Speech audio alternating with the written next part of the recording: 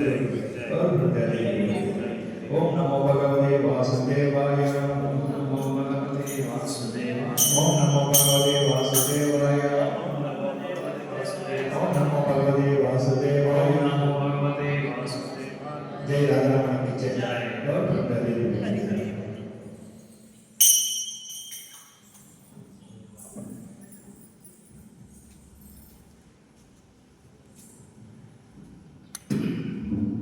जय राधा माधव कुंज बिहारी। जय राधा कुंज बिहारी। जय गोपीजन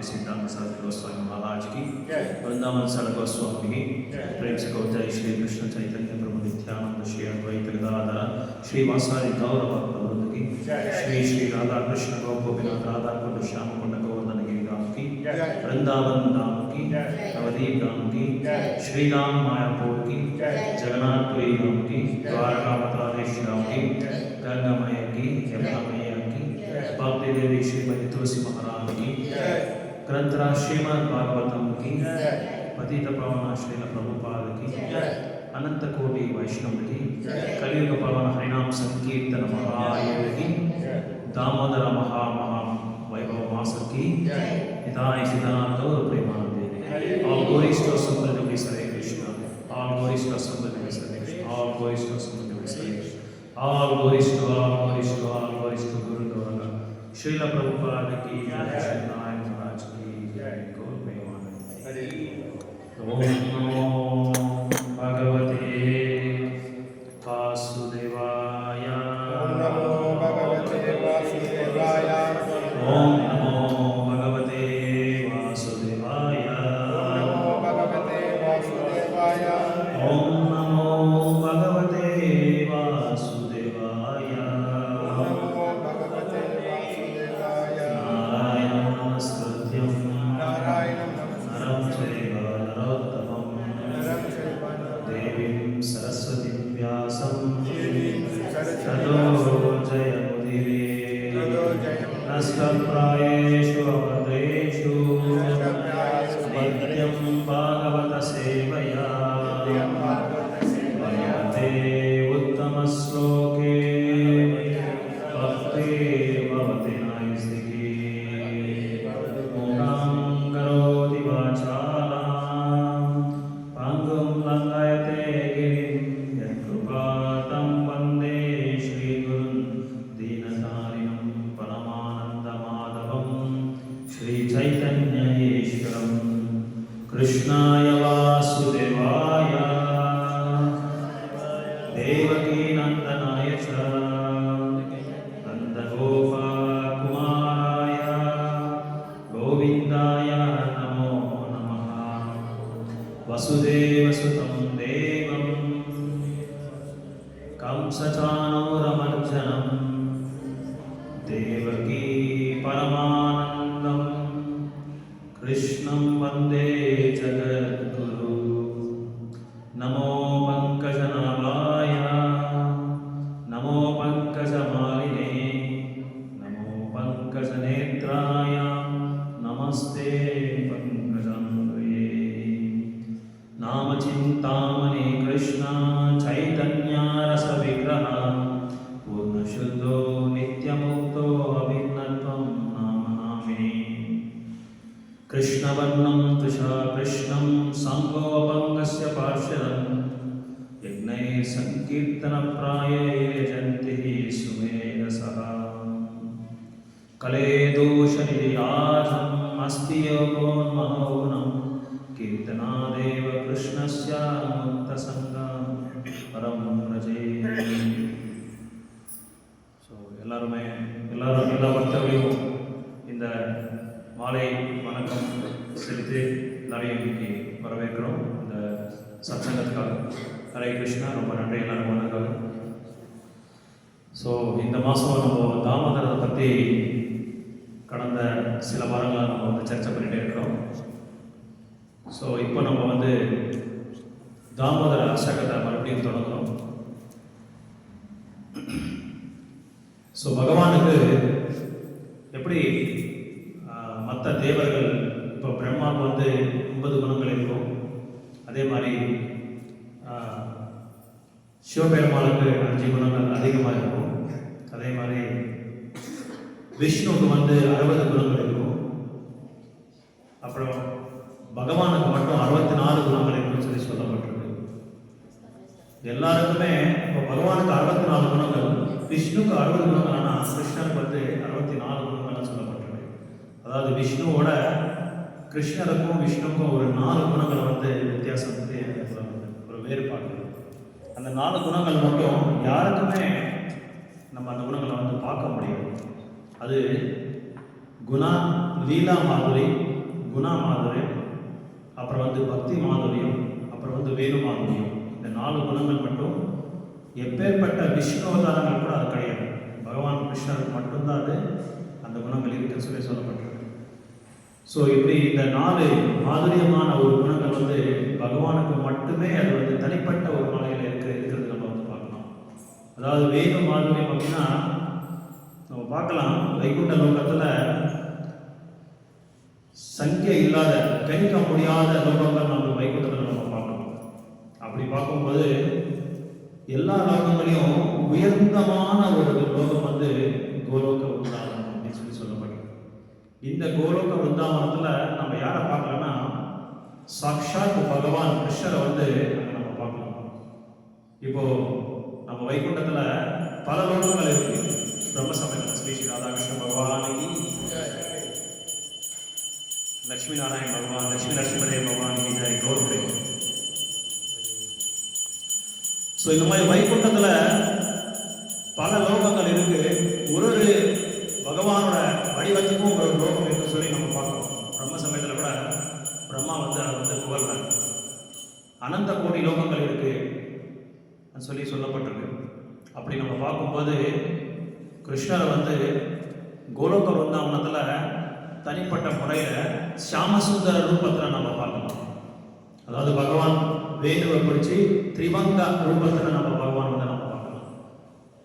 அந்த திரிபங்க ரூபத்தை தான் நம்ம கௌடிய சம்பிரதாயத்தில் அப்பேற்பட்ட அந்த ரூபத்தை மேலே நம்மளை வந்து தியானம் பண்ண சொல்கிறாங்க. அது மேலே தான் நம்ம வந்து பகவானோட நாமத்தை சொல்லி தியானம் பண்ண சொல்கிறாங்க, திரிபங்க ரூபம். ஸோ பிரம்ம சமயத்தில் இதுக்கு சம்பந்தப்பட்ட ஸ்லோகாஸ் நிறைய நம்ம பார்க்கலாம். ஸோ இப்போ இன்னொரு கேள்வி எப்படின்னா, பகவான் வந்து உயர்ந்தவரா, பகவானோட சேவை உயர்ந்ததா அப்படின்னு சொல்லி நிறைய பேர் கேட்குறாங்க. இப்போ நம்ம வந்து பதில் கொடுக்கறதுக்கு ரொம்ப கஷ்டப்படுறோம். பகவான் உயர்ந்தவரா, பகவானோட சேவை உயர்ந்ததா சொல்லி கேட்குறாங்க. ஏன்னா இப்படி ஆழமாக நம்ம வந்து ஆச்சாரியஸோட அந்த விளக்கத்தை நம்ம வந்து படிக்கும்போது நல்லா ரசிக்கலாம். எல்லாமே ரெண்டுமே ஒன்று தான், ரெண்டுமே பார்க்குறதுக்கு சமானமாக தான் இருக்கும். ஆனால் வித்தியாசம் இருக்குது, வேறுபாடு இருக்குது. அதான் நம்மளோட தத்துவமே அதுதான், அச்சிந்த பேத அபேதத்தை. ஸோ இங்கே நம்ம என்ன புரிஞ்சுக்கணும்னா, இட் இஸ் பியாண்ட் அவர் கம்ப்ரஹென்ஷன். அதனால தான் நம்மளால இது புரிஞ்சிக்க முடியாது. இது வந்து தூய்மையான பக்தர்களால தான் புரிஞ்சிக்க முடியும். அவங்களோட என்ன சொல்கிறது, அவங்களோட ஆசிரியத்தை நம்ம எப்போ எடுக்கிறோமோ அப்போ நம்ம வந்து பகவானை புரிஞ்சுக்கலாம்னு சொல்கிறாங்க. நேரடியாக நம்ம பகவான் வந்து புரிஞ்சிக்க முடியாது. அதனால் தூய்மையான பக்தர்களோட ஆசிரியம் எடுத்தால் தான் நம்ம வந்து பகவான் வந்து புரிஞ்சிக்க முடியும். ஸோ இங்கே பார்த்தா பகவானோட சேவை தான் ரொம்ப உயர்வு, சேவை தான் ரொம்ப உயர்வு. அதனால தான் ஒரு தூய்மையான பக்தர் சேவை பண்ணிட்டு இருக்கும்போது முக்தி தேவி வந்து கதவை தட்டுறாரு. உனக்கு நான் முக்தி கொடுக்கறதுக்கு வந்திருக்கேன், நீ கதவை திறப்பா சொல்லி கேட்டால் அந்த பக்தர் சொல்கிறாரு, நான் சேவையில் ஈடுபட்டிருக்கேன், எனக்கு தயவுசெய்து முக்தி வேண்டாம், எனக்கு இந்த சேவை கிடைச்சா போதும்னு சொல்லி சொல்கிறாங்க. நம்ம கூட பார்க்கலாம், குலசேகர் ஆழ்வார் வந்து அவர் ராமாயணம் சொல்லிட்டு இருக்கும்போது அவங்க குலசேகர் ஆழ்வாரோட முக்கியமான ஒரு தினச்சரிய செயல்கள் என்ன அப்படின்னா, ஒரு நாளைக்கு சாதுக்களை கூப்பிட்டுக்கிட்டு தன்னோட அரசாங்கத்தில் உட்கார வச்சு ராமர் லீலரை பற்றி, ராமாயணம் பற்றி புகழ்ந்து பாட சொல்கிறார். அப்படி புகழ்ந்து பாடிட்டு இருக்கும்போது தான் வந்து தன்மயத்தில் போயிடுறாரு குலசேகரால் போயிட்டு பகவான் ஒரு காட்டில் 12,000 அரக்கணங்களை வந்து ஒருத்தரே வந்து வதம் பண்ணியிருக்காரு. அந்த ஒரு லீலை, அந்த ஒரு பகுதி சொல்லும்போது அப்போ குலசேகர ஆழ்வாருக்கு ஒரு பகவான் மேலே ஒரு அன்பு வந்துருச்சு. என்னடா ஒருத்தரே இருக்காரு, ராமர் ஒருத்தரே இருக்காரு, நம்ம எல்லாருமே போகலாம் வாங்கன்னு சொல்லி தன்னோட படையை கூட்டிகிட்டு போகிறாரு, அதை நோக்கி போகிறாரு. எப்படியாவது நம்ம ராமருக்கு சப்போர்ட் பண்ணணும், ஹெல்ப் பண்ணணும், அவருக்கு சாதகமாக இருக்கணும்னு சொல்லி தன்னை படையை கூப்பிட்டு போகிறாரு. ஆனால் ஆக்சுவலாக இங்கே என்ன நடக்குதுன்னா, அவர் கதையை தான் சொல்லிட்டு இருக்காரு. ஆனால் இவர் என்ன பண்ணாரு, அவ்வளோ ஆழமாக போயிருக்காரு. இதுதான் உண்மையான சிரவணம்னு சொல்லி சொல்லப்பட்டிருக்கு. உண்மையான சிரவணம் எப்படின்னா, சதறாம நம்ம கவனத்தை வந்து அங்கே அந்த இதில் நம்ம வந்து அவ்வளோ டீப்பாக நம்ம வந்து தியானம் பண்ணணும். அதான் சதறான ஒரு சிரவணம்னு சொல்லி சொல்றது. நேற்று கூட பாகவதமில் சர்ச்சை பண்ணிட்டு இருந்தோம். அதில் சொல்கிறாங்க, 1வது ஃபஸ்ட்டு கேண்டோ 5th சாப்டரில் 32வது ஸ்லோகாவில் 33வது ஸ்லோகாவில் சொல்கிறாங்க, இந்த பௌத்திக உலகத்தில் 3 கிளேஷங்கள் இருக்குது. அத்தியாத்மிக், அதிபௌத்திக், அதிதைவிக, சரி 3 கிளேஷங்கள் இருக்குது. இந்த கிளேஷத்தை வந்து நம்ம எத்தனை நாள் இங்கே பௌத்திக உலகத்தில் இருப்போமோ அப்போ வரைக்கும் நம்ம வந்து அது வரைக்கும் நம்ம வந்து அதை வந்து தாங்கிட்டு தான் இருக்கணும். அதை ஃபேஸ் பண்ணி தான் இதை அது வந்து நம்ம ஃபேஸ் பண்ணுற அளவுக்கு நம்மளுக்கு திறமையும் இல்லை, சக்தியும் இல்லை, அறிவும் இல்லை. அதனால தான் பிரபுபாதர் எழுதினாரு, இந்த 3 கிளேஷங்களை, திரிகிளேஷங்களை, திரிதாத்து, இதை வந்து நீங்கள் இதை வந்து நீங்கள் ஃபேஸ் பண்ணணும்னா பகவானோட லீலைகளை பற்றி நீங்கள் கேட்டுகிட்டே தொடர்ந்து இருக்கணும், தொடர்ந்து கேட்டுகிட்டே இருக்கணும். அப்போ தான் நீங்கள் வந்து இதை வந்து எதிர்க்க முடியும்னு சொல்லி சொல்கிறாங்க. ஸோ இங்கே பகவானோட கிருஷ்ணன் இந்த தாமோதர லீலையில் இந்த சத்தியவிருத்தி மணி வந்து ஒரு பக்தரும் வந்து பகவானோட குறிப்பிட்ட உருவத்தை, குறிப்பிட்ட குணங்களை வந்து அவர் ஆகர்ஷணமாயிடுறார், கவரிடுறார். அப்படி பார்க்கும்போது சத்தியவிருத்தி மணி இங்கே தன்னோட பால்ய ரூபத்தை வந்து தியானம் பண்ணிட்டு இருக்காரு. அந்த பால்ய ரூபத்தை தான் எனக்கு வேணும்னு சொல்லி சொல்கிறாங்க. தாமோதர் கேட்குறாரு சத்தியவிருத்தி மணி கிட்ட, உங்களுக்கு என்ன வரம் வேணும், வரம் தேகா சொல்லி அந்த பாட்டில் அந்த ஸ்லோகாவில் வருது, என்ன வரம் வேணும் உங்களுக்குன்னு கேட்டால், எனக்கு எந்த வரமும் வேண்டாம், இந்த தாமோதர ரூபத்தில் நீங்கள் இருக்கீங்களா அந்த வரம் ஒன்று மட்டும் எனக்கு போதும், வேறு எதுவும் வேண்டாம்னு சொல்லி சொல்கிறாங்க. அப்படியே நம்ம பீஷ்மரை பார்த்தா போர்க்கடையில் வந்து பகவான் வந்து அந்த சக்கரபாணி எடுத்து வரல, சக்கரபாணி சொல்கிறாங்க, சக்கரத்தை எடுத்து வரும்போது கிருஷ்ணர் அந்த உருவத்தை நான் பார்க்கணும், அவரை ஒரு சத்திரியராக நான் பார்க்கணும், ஒரு போர் வீரராக நம்ம பார்க்கணும்னு சொல்லி பீஷ்மரை எதிர்பார்க்குறேன். அப்படி ஒரு பக்தனும் பகவானோட ஒரு உருவத்தை வந்து இது பண்ணுறாரு, தியானம் பண்ணுறாரு. இங்கே நம்ம விருந்தாவனத்தில் நம்ம பார்த்தா எப்படி இந்த தேவர்கள்லாம் மேலே பார்த்துட்டு இருக்காரு, எல்லாம் மேலே யசோதம்மாயை பார்த்துட்டு இருக்காரு. எப்படி இந்த அம்மா யசோதம்மா வந்து தன்னோட இதனால கட்டுப்பட்டிருக்காங்களே, இது பகவானை வந்து கயிறால் கட்டிருக்காரு. எவ்வளோ பெரிய பெரிய தியானிகள், யோகிகள் வந்து பல யுகங்கள்லேருந்து தியானம் பண்ணிருக்காரு பகவானை வந்து பிடிக்கிறதுக்காக. ஆனால் ஒரு யோகினால கூட முடியாது. பந்தஸ்து கோட்டி சதவத்சர சம்பிரகம்யோ வாயோ ரதாபி மனசோ மணிபுங்கவானம் கோவிந்தமாதி புருஷம் தமாம் பதம். பல பந்தஸ்து கோட்டி சதவத்சர, எத்தனையோ கோடி யுகங்களாக வந்து வருடங்களாக வந்து அவங்க வந்து தியானம் பண்ணிட்டு இருக்காங்க, எப்படியாவது பகவானை பிடிக்கணும் சார். ஆனால் ஒருத்தரால் கூட அதை வந்து பிடிக்க முடியும், பகவானை பிடிக்க முடியும். எப்படி இந்த அம்மா யசோதம்மா அப்படி சிரிக்கிறாங்க, தேவர்கள்லாம் சிரிக்கிறாங்க, இந்த அம்மா நாளாக போய் முடியுமான்னு சொல்லி சிரிச்சுட்டு இருக்காங்க. ஸோ இப்படி ஒரு நாள் வந்து யசோதாமாயி ரொம்ப பிஸியாக இருக்காரு. அந்த காலத்துலாம் எப்படின்னா இந்த உரல் ஆட்டும்போது இதெல்லாம் ஆட்டும்போதெல்லாம் பாட்டு பாடுவாங்க. என்ன பாட்டு பாடுவாங்கன்னா, அப்போலாம் இந்த சினிமா பாட்டெல்லாம் கிடையாது, சினிமா பாட்டு மொபைல் அதெல்லாம் கிடையாது. அப்போல்லாம் எல்லாமே பகவான் லீலை படங்களில் பாட்டெல்லாம் பாடிட்டே இருப்பாங்க. யசோதாமாயி கூட என்ன பண்ணுறாங்க, அதை சர்னிங் என்ன சொல்கிறது, சர்னிங் கடையும் போது அந்த தயிரை வந்து கடையும் போது அந்த நாள் வரைக்கும் பகவான் என்னென்ன லீலைகள் பண்ணாரோ அந்த லீலைகளை வந்து பாடிட்டே இருக்காரு யசோதாமாயி. இதெல்லாமே வெளியே கோபியர்கள்லாம் கேட்டுட்டு ஆனந்தமாக அவங்க வந்து வேலை பண்ணிட்டு இருக்காங்க. இதில் ஒரு ஸ்லோகா மட்டும் நம்ம எல்லாரும் ரிப்பீட் பண்ணணும், ரொம்ப முக்கியமான ஸ்லோகா, 10வது ஸ்கந்தத்தில் இது இருக்குது. நீங்கள் அப்படியே ரிப்பீட் பண்ணுங்கள். ஏகதா கிரிதாசேஷு ஏகதா கிருஹதாசேஷு யசோதனந்தா கேஹினி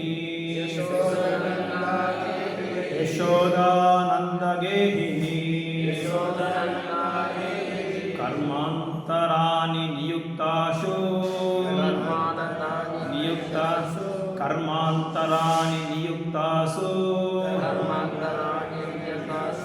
நிர்மமந்தா ஸ்வயம் தஹி निर्ममन्ता स्वयं ददि एकदा गृहदासेषु यशोदानन्दगेहिनी कर्मान्तराणि नियुक्तेषु निर्ममन्ता स्वयं ददि நிர்மமந்தா ஸ்வயம் ததி. ஸோ இந்த ஸ்லோகாவோட புரிதல் எப்படி என்னன்னா, யசோதா மாதாஜி தான் தன்னோட நந்த மகாராஜோட குடும்பத்தை வந்து மெயின்டைன் பண்ணுறாங்க. ஆஸ் எ குருஹினி, ஒரு இல்லர்வாசியாக அந்த குடும்பத்தை வந்து மெயின்டைன் பண்ணுறாங்க. ஆக்சுவலாக நம்ம எல்லாருமே பார்த்தா பொது வாழ்க்கையில் கூட நம்ம வந்து சம்பாதிக்கிறோம், ஆனால் அங்கே அந்த வீட்டில் இருக்கிற குருகினி தான் எல்லாமே மெயின்டைன் பண்ணுவாங்க. இந்த மாட்டு வண்டிக்கு எல்லாமே ஆதாரம் எது மேலே இருக்குன்னா அந்த இது மேலே தான் இருக்கும். அந்த என்ன தமிழில் தான் சொல்கிறாங்க, ரொம்ப நல்லா இருக்கு அந்த இது அச்சாணி. எக்ஸாக்ட்லி அந்த அச்சாணி தான் அந்த மாட்டு வண்டி வந்து சமுத்திட்டு இருக்கும். அந்த மாதிரி இந்த குருகினிகளெல்லாம் எப்படின்னா மாதாஜிகளெல்லாம் அச்சாணி மாதிரி பூரா சம்பூர்ணமான அந்த சம்சாரத்தை எல்லாமே தன்னோட ஷோல்டர் மேலே வச்சு சமத்திட்டு இருப்பாங்க. அந்த கஷ்டத்தை எல்லாமே யாருக்குமே சொல்லாமல் அவங்க அவங்களுக்கு பிரசாதம் இருக்கோ இல்லையா, மற்றவங்க முதல்ல பிரசாதம் கொடுத்துருவாங்க. எல்லாரும் கொடுத்து அவங்க சந்தோஷமாக இருக்கணும். இதான் உண்மையான கிருஹணியோட லட்சணம். அப்படி யசோத மாதாஜி தன்னோட குடும்பத்தை வந்து சமத்திட்டு இருந்தாங்க. ஒரு நாள் என்னாச்சுன்னா ஏகதான ஒரு நாள் என்னாச்சுன்னா அன்னைக்கு கோவர்தன பூஜை. அந்த காலையில் வந்து எல்லாரையும் கூப்பிட்டு இது யசோத மாதாஜி வந்து பெரிய மகாராணி பிருந்தாவனுக்கு, நந்தபாபா வந்து ராஜா. ஸோ அவங்க வீட்டில் நிறைய பேர் வேலைக்காரங்க இருக்காங்க. இந்த வேலைக்காரங்கெல்லாம் கூப்பிட்டு ஆளாளுக்கு ஒரு வேலையை கொடுக்குறாங்க. இப்போ நம்ம கூட ஜமீன்தார் குடும்பம்லாம் பார்க்கலாம், அரசர் குடும்பம்லாம் நிறைய பேர் இருப்பாங்க. ராணிக்கு ஒரு 10 பேர், யுவராணிக்கு ஒரு 10 பேர், யுவராஜுக்கு ஒரு 10 பேர், இப்படி மாதிரி நிறைய பேர் நம்ம பார்க்கலாம். அவங்களெல்லாம் கூப்பிட்டு she is engaging everybody in their in particular service. ஒரு சேவையிலையும் அவங்க வந்து ஈடுபடுத்துறாங்க. நீ அந்த சேவை செய், நீ இந்த சேவை செய், நீ அந்த சேவை செய்யன்னு சொல்லி ஈடுபடுத்திட்டு இருக்காங்க. யார்? யசோதா மாதா. ஸோ இப்படி ஈடுபடுத்திட்டு இருக்கும்போது கிருஷ்ணர் வந்து தூங்கிட்டே இருக்காரு. அன்னைக்கு மட்டும் கிருஷ்ணர் வந்து தூங்கிட்டு இருக்காரு. யசோதமாயோட டெக்னிக் எப்படின்னா நம்ம பார்க்கலாம், வீட்டில் குழந்தைகள் இருந்தால் என்ன பண்ணுவோம், நம்ம அவங்க பார்த்துட்டு இருக்கும்போது எல்லா வேலையும் செஞ்சிருவோம். மாதாஜிஸ் எல்லா வேலையும் செஞ்சிருவாங்க. ஏன்னா அவங்க எஞ்சா நம்ம எந்த வேலையும் செய்ய முடியாது. அப்போவே இதெல்லாம் இருக்கு பாருங்க. அதை பார்த்தா அப்படியே நம்ம மாதாஜிஸ் எல்லாமே ஃபாலோ பண்ணிட்டே வந்துருக்காங்க. ஸோ அப்படி கிருஷ்ணர் அந்த படுத்துட்டு இருக்கும்போது இவர் எல்லா வேலையும் செஞ்சிருக்காரு. அதுவும் அங்கே வீட்டுக்குள்ளே செய்யறது இல்லை, வெளியே போய் செய்கிறாங்க. ஏன்னா கிருஷ்ணருக்கு வந்து டிஸ்டர்பன்ஸ் ஆகிடுது. அவர் எந்திருவார். அவர் எந்திரிச்சிட்டா மாதிரி வேலை செய்ய முடியாது, அவர் குறும்பு வேலை செய்யறது ஜாஸ்தி. அதனால வெளியே போய் எல்லாரும் செஞ்சுட்டு இருக்காரு. எல்லாருக்கும் சொல்ற சத்தம் போடாத எல்லாருமே சேவை செய்யுங்கன்னு சொல்லி யசோத மாதாஜி வந்து ஒரு ஸ்மால் இன்ஸ்ட்ரக்ஷன் கொடுக்குறாங்க. இப்படி பகவானோட தன்னோட லீலையை, தன்னோட வாழ்க்கையை வந்து 5 பாகமாக பிரிச்சிருக்காங்க. 1 வருஷத்துலேருந்து 5 வருஷத்து வரைக்கும் குமார லீலா சொல்லி சொல்கிறாங்க. கௌமார லீலா இல்லை குமார லீலா சொல்கிறாங்க. 5லேருந்து 10 வருஷம் வரைக்கும் பௌகண்ட லீலான்னு சொல்லி சொல்கிறாங்க. 10லேருந்து 15 வரைக்கும் கிஷோரி லீலா இல்லை கைஷோரி லீலான்னு சொல்லி சொல்கிறாங்க. அதனால தான் பகவானுக்கு ஒரு பேர் வந்து கிஷோரான்னு சொல்லி பேர், ராதாராணிக்கு கிஷோரின்னு சொல்லி பேர். அப்புறம் 16 வயசுக்கு ஆன பிறகு அது யவன லீலாம் வந்தான், யவன லீலான்னு சொல்லி சொல்கிறாங்க. இந்த பர்டிகுலர் லீலா தாமோதர லீலா வந்து 3 வருஷம் 4 மாதம் பகவானுக்கு அப்போ பண்ணும்போது, இந்த லீலை பண்ணும்போது அது கோகுலத்தை தான் பண்ணிடுறாங்க. கோகுலம் தான் கிருஷ்ணர் பண்ணியிருக்காங்க, இந்த லீலை பண்ணியிருக்காங்க. ஸோ இப்படி பகவான் வந்து மதுராலேருந்து பிருந்தாவனத்துக்கு போகிறாரு. அங்கே போகும்போது மதுராலேருந்து கோகுலத்துக்கு போகிறாரு. அப்புறம் கோகுலத்தில் இருக்கும்போது அவருக்கு 3 வருஷம் 4 மாதம் அங்கே இருப்பார். ஒரே இடத்துல பகவான் லீலை செய்யலை, பல இடத்துல பிருந்தாவனத்தில் வந்து லீலை செஞ்சுருக்காரு. மதுராலேருந்து கோகுலத்துக்கு போகிறாரு. கோகுலத்துலேருந்து மறுபடியும் சட்டிக்காரான்னு சொல்லி ஒரு இடம் இருக்குது. பிரபு தெரியும், போயிருக்கு. சட்டிக்காரா எங்கே போயிருவீங்க? அந்த இடத்துல தான் திருநாமிரதா அவரை வந்து வதம் பண்ணுறாரு. கீழே திருநாமிரதா சட்டிக்காரா. அதுக்கப்புறம் அங்கேருந்து என்ன பண்ணுறாரு, திக் என்ற ஒரு இடம், அந்த இடத்துக்கு போகிறாரு. அதுக்கப்புறம் காமியவான் சொல்லி ஒரு 12 வனம் ரொம்ப முக்கியமான வனம் பிருந்தாவனத்தில். பல வனங்கள் இருக்குது பிருந்தாவனத்தில், ஆனால் இந்த காமியவான் இந்த மாதிரி எல்லாம் முக்கியமான ஒரு 12 வனம் இருக்குது. அந்த காமியவான் திக் என்ற ஒரு இடத்துல இருந்து காமியவானுக்கு போகிறாரு. அங்கேருந்து மறுபடியும் பிருந்தாவனுக்கு போகிறாரு. பிருந்தாவனத்துக்கு மதுராக்கு போகிறாரு. மதுராக்கு போய் கிருஷ்ணர் வரவே இல்லை. அப்புறம் அங்கே துவாரகாவுக்கு போயிட்டார். வரேன்னு சொல்லி கோபியர்கள் ஏமாத்திட்டு அங்கேயே இருந்துட்டார். ஏன் இது சொல்கிறேன்னா, கிருஷ்ணர் வந்து ஒரு இடத்துல பிருந்தாவனத்தில் லீலை செய்யலை, பல இடத்துல லீலை செஞ்சிருக்காங்க. இப்போ இந்த யசோத மாதாஜி உங்க வீட்டில் 9 லட்சம் பசுமாடுகள் இருக்கு. இந்த 9 லட்சம் பசுமாடுல வந்து 108 பசுமாடு ரொம்ப ரொம்ப முக்கியமான ஸ்பெஷல் கவுஸ். அந்த 108 பசுமாடுல 8 பசுமாடு வந்து ரொம்ப ரொம்ப முக்கியமான ஒரு பசுமாடுகள். இந்த 8 பசுமாடுகள் வந்து பத்மகந்தான்னு சொல்லி சொல்லுவாங்க. இந்த பேர் வந்து பத்மகந்தான்னு சொல்றாங்க. இந்த பத்மகந்தா 8 பசுமாடுல 2 பசுமாடை வந்து தனிப்பட்ட தனிப்பட்ட ஒரு வழியில வந்து யசோத மாதாவையே சேவை பண்ணிட்டு இருந்தாங்க. ஏன்னா கிருஷ்ணருக்கு வந்து அது 3 காரணம் சொல்றாங்க ஆச்சாரியாஸ். ஒன்று, இந்த பசுமாடை வந்து பால் கரைச்சி அது எப்படி அந்த பசு அந்த இது பத்மகந்தா பசுவில் இருக்கிற அந்த பால் எடுத்து இதுக்கு போடுறாங்க. அந்த இது கிராஸ் பில்லுக்கு போடுறாங்க. அப்படி வந்து வளர்த்துருக்காங்க இந்த 2 பசுமாடை. வேற எதுவும் போடலாம். ஏன்னா இது கிருஷ்ணருக்கு இது வந்து சேவை பண்ணும், கிருஷ்ணருக்கு பால் வெண்ணெய் அதெல்லாம் கொடுக்கணும். அதனால இந்த ஒரு 2 பசுமாடை வந்து தனிப்பட்ட முறையில் அவரே வந்து வளர்த்துறாரு. யார்? யசோதா மாதாவே வளர்றாரு. அவர் வளர்த்தணும்னு சொல்லி ஒன்றும் அவசியம் இல்லை. இருந்தாலும் அவரு கிருஷ்ணருக்காக, ஏன்னா இது நாராயணனுக்கு நைவேத்தியம் பண்ணணும். நாராயணனுக்கு நைவேத்தியம் பண்ணா அது வந்து கிருஷ்ணர் அதை சாப்பிட்டா கிருஷ்ணருக்கே பாதுகாப்பா இருக்கும். ஏன்னா யசோதா மாதாஜிக்கு எந்த காரணத்தை கொண்டும் எப்பவும் கிருஷ்ணா தன்னை வந்து முழுமுத கடவுள்னு சொல்லி தெரியவே தெரியாது. கிருஷ்ணரே முழுமுத கடவுள் சொல்லி என்னைக்குமே அவரை வந்து பகவானும் சொல்லி கூப்பிட்டதே கிடையாது. கிருஷ்ணா தான் கூப்பிடுவார், இல்லை கண்ணான் தான் கூப்பிடுவார், காணான் தான் கூப்பிடுவாரே தவிர கிருஷ்ணான்னு சொல்லி என்னைக்குமே அவர் பகவானும் சொல்லி கூப்பிடவே மாட்டார். ஸோ இப்படி அந்த கிருஷ்ணர் வந்து அன்னைக்கு படுத்துட்டு இருக்கும்போது எந்திக்கிறாரு. இவர் எந்திட்டு உடனே எந்த குழந்தைங்களும் எந்திச்ச உடனே பக்கத்தில் இப்படி கையை வச்சு பார்ப்பாங்க, யாரா அம்மா இருக்காங்களா இல்லையா சொல்லி பார்ப்பாங்க. உடனே அதை பார்ப்பாங்க. அதை பார்க்குறோன்னே யசோதா மாதா எதை பக்கத்தில் படுத்துருக்காங்கன்னு சொல்லி பார்க்குறாங்க. ஆனால் யசோதா மாதாஜி இல்லை. உடனே கிருஷ்ணருக்கு ஒரு மாதிரி ஆகிடுது. மாதா யசோதா மாதா அப்புறம் வெளியே வந்து பார்க்குறாங்க. பார்த்த உடனே எல்லா கை குழந்தைங்களும் நம்ம பார்க்கலாம், உடனே அழுவாங்க. ஏன்னா தாய்ப்பால் வேணும் அவங்களுக்கு. ஸோ அந்த பால் அது பசிக்குது, பயங்கரமாக பசிக்குது கிருஷ்ணருக்கு. ஸோ தன்னோட மடி மேலே படுக்க வச்சுட்டு பால் கொடுக்க ஆரம்பிச்சிடுறாரு. பால் கொடுக்க ஆரம்பிச்சிட்ட உடனே அந்த ரீசன் 3 காரணம். ஒன்று, பகவான் விஷ்ணுக்கு வந்து நைவேத்தியம் பண்ணும், நைவேத்தியம் பண்ணி அது பகவானுக்கு கிருஷ்ணருக்கு கொடுக்கணும், அது ஒரு காரணம். அதனால தான் யசோதா மாதா தனிப்பட்ட முறையில் அந்த 2 பசுமாடுங்க வந்து வளர்த்துறாங்க. இன்னொரு ரீசன் என்ன சொல்கிறாங்கன்னா, இது இவங்க ஆச்சாரியாஸ் அந்த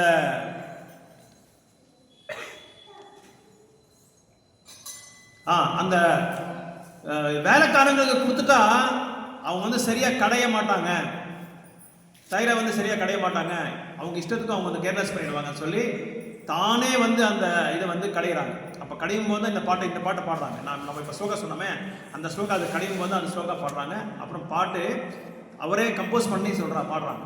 அந்த பாட்டு கம்போஸ் பண்ணும்போது எல்லா தேவர்களும் வந்து பார்க்குறாங்க யசோதா மாதாஜியை. அந்த அளவுக்கு ரொம்ப என்ன சொல்கிறது, சுனிதமாக இருக்கும், கேட்குறதுக்கு அவ்வளோ இது என்ன இருக்கும், மெலோடியஸாக இருக்கும். இப்படி பாடும்போது அந்த பேங்கிள்ஸ் வளையலோட சவுண்டு வருது. ஏன்னா இப்படி கடையணும் இல்லையா, அப்படி கடையும் போது 2 வளையல் வந்து சவுண்டு வருது. ஸோ அந்த காலத்தில் இப்போ இருக்கிற மாதிரி ஆர்கெஸ்ட்ரா அந்த மியூசிக் இவெல்லாம் எதுவும் கிடையாது. இந்த வளையலே அப்போ பேக்ரவுண்டு, இந்த வளையல் இந்த சத்தம் வர வர வர அவங்க பாடுறதுக்கும் இந்த வளையலோட சத்தம் கேட்கறதுக்கும் கரெக்டாக ஆர்கெஸ்ட்ரேட் ஆகுது, கரெக்டாக மேட்ச் ஆகுது. அந்த அளவுக்கு அவர் வந்து பாடிட்டு இருக்காரு. அந்த அளவுக்கு அந்த இது வந்து கரெக்டாக இருக்கு. ஸோ ஆச்சாரியா சொல்றாங்க, இந்த வளையல் வந்து எவ்வளோ கொடுத்து வச்சிருக்காங்க. ஏன்னா நம்ம பார்க்கலாம் பிருந்தாவனத்தில், அதாவது கோலோக விருந்தாவனத்தில்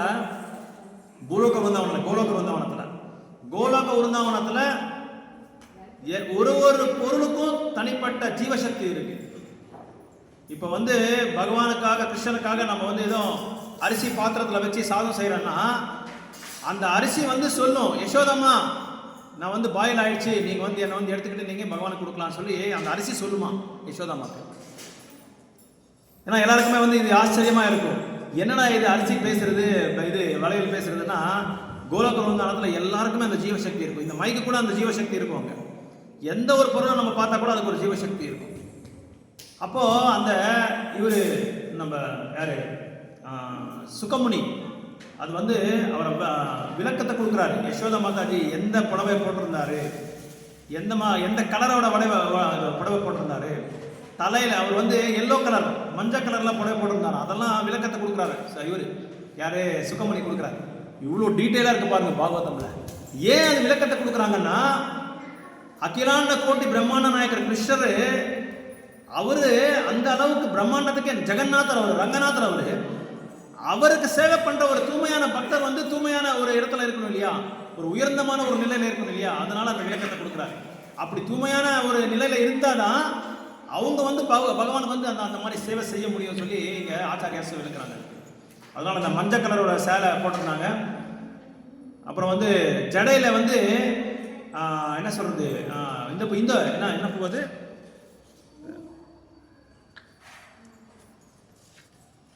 அந்த பூ பேர் அப்புறமா சொல்றேன். அந்த பூ வச்சிருந்தாங்க இந்த ஜடையில. அந்த பூ வச்சிருக்கும் போது இவர் கடைய அந்த பூ கீழே விழுந்து, அந்த பூ கீழே விழுந்த உடனே அந்த பூவை சொல்லுதான், ஆக்சுவலாக இந்த மாதிரி தூய்மையான பக்தரோட பாதத்தை தான் நான் இங்கே இருக்கணும். இத்தனை நாளாக நான் வந்து ஜடையில் இருந்தேன், ஆனால் நான் எங்கே இருக்கணும்? தூய்மையான பக்தரோட பாதத்தை வந்து நான் ஆசிரியம் எடுக்கணும். அப்படின்னா என்ன அர்த்தம்னா, நம்ம எல்லாமே தூய்மையான பக்தரோட பாதத்தில் நம்ம ஆசிரியம் எடுக்கணும்னு சொல்லி நம்மளுக்கு ஆச்சாரியர் வந்து விளக்கத்தை கொடுக்குறாங்க. இப்படி ஒரு பொருளும் எப்படி தூய்மையான பக்தர்களுக்கு சேவை செய்யறது, எப்படி கிருஷ்ணருக்கு சேவை செய்யறதுன்னு சொல்லி யோசனை பண்ணிட்டே இருக்கும். ஸோ இப்படி அவர் ஸ்டவ் மேலே பால் வச்சிருக்காரு. அந்த பால் கூட பேசுதான், ஏனால நான் வந்து பொங்கி வருதுனால வெளியே கிருஷ்ணர் பண்ற அந்த கிருஷ்ணரோட யசோதையோட பண்ற லீலையை வந்து நான் தடுத்துட்டேன். அதனால நான் மறுபடியும் என்ன செய்யறேன், அந்த பொங்கின பால் நான் மறுபடியும் உள்ள பாத்திரத்தை போயிடுறேன்னு சொல்லி பேசுறாங்க. ஏன்னா அவங்களோட அந்த லீலைக்கு வந்து நான் பங்கமா இருக்கக்கூடாதுன்னு சொல்லி, அவங்க லீலைக்கு எந்த காரணத்துக்கும் நான் பங்கமா இருக்கக்கூடாது. அதனால நான் என்ன செய்யறேன், கீழே விழாம அப்படியே திருப்பி நான் உள்ள போறேன். Back to the vessel, I will be back to the வெசல்னு சொல்லி அந்த வெசல் உள்ள பாத்திரம் உள்ள போயிடுது பால். ஸோ எல்லா ஒரு பொருளுக்கும் அங்கே ஜீவசக்தி இருக்குன்னு சொல்லி நம்ம பார்க்கலாம். இப்போ அந்த கிருஷ்ணர் வந்து இந்த அதெல்லாம் நமக்கு தெரியும்.